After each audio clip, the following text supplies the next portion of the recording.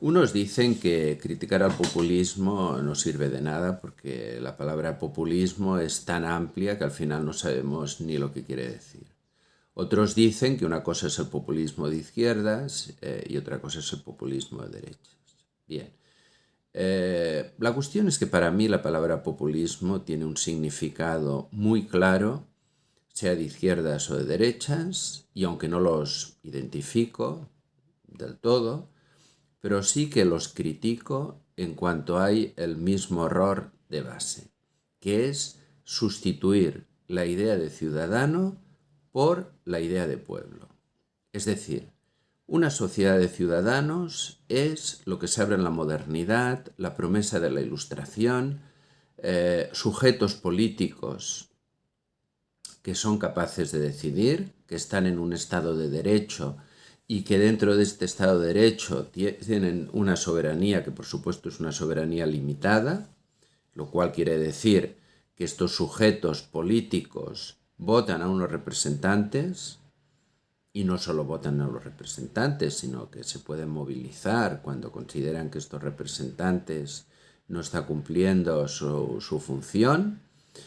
Esta idea, que también es una idea simple y es una idea que se debe elaborar y que se debe matizar, pero esto es lo que yo defiendo. Y yo creo que la base es lo que podríamos llamar el liberalismo democrático.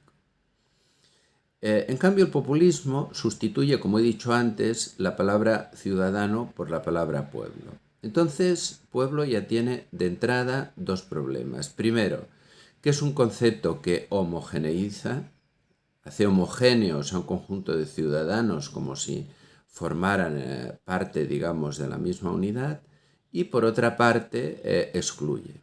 Es decir, si el populismo o los representantes del populismo o los partidos políticos o los líderes que de alguna manera se presentan como defensores del pueblo, pues tienen una determinada idea de pueblo y esta determinada idea de pueblo no es totalmente inclusiva. O sea, esta determinada idea de pueblo lo que hace es excluir a una serie de sectores. Y como excluye una serie de sectores, incluso muchas veces habla de enemigos del pueblo. Por ejemplo, recordemos a Mao Zedong, los enemigos del pueblo. Por lo tanto, alguien dice quién es el pueblo y alguien dice quién son los enemigos del pueblo. Esto no puede ser otra cosa que la base de yo diría casi totalitarismo. O sea, no voy a decir totalitarismo en un sentido fascista, esto evidentemente solo sería una de sus versiones. Ya digo que acepto que pueda haber un populismo de izquierdas, o acepto que pueda haber, digamos, un populismo blando, por decirlo de alguna manera, pero siempre tiene algo de totalitario. Sea en su versión de clase. Es decir, sustituyamos la palabra pueblo por la palabra clase obrera, que esto quizás era un problema anterior a la aparición del populismo y que podríamos decir que yo ahora diría casi que la misma crítica que estoy haciendo ahora al populismo pues se podía hacer al comunismo en cuanto que consideraba que representaban a una clase social, ¿no?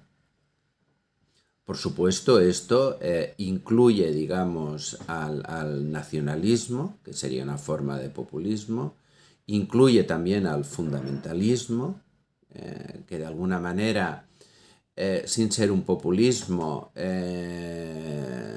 consideraría que hay que defender los intereses de un determinado grupo homogéneo, que serían los creyentes. Por lo tanto, siempre estamos hablando de fórmulas que todas tienen en común que niegan la idea del ciudadano como sujeto político. Y esto es lo que me parece peligroso. Es decir, yo creo que la modernidad solo puede constituirse sobre la base de esta crítica al populismo, tenga la versión que tenga. O sea, Sea lo que sea que considere pueblo, siempre estamos en el mismo error.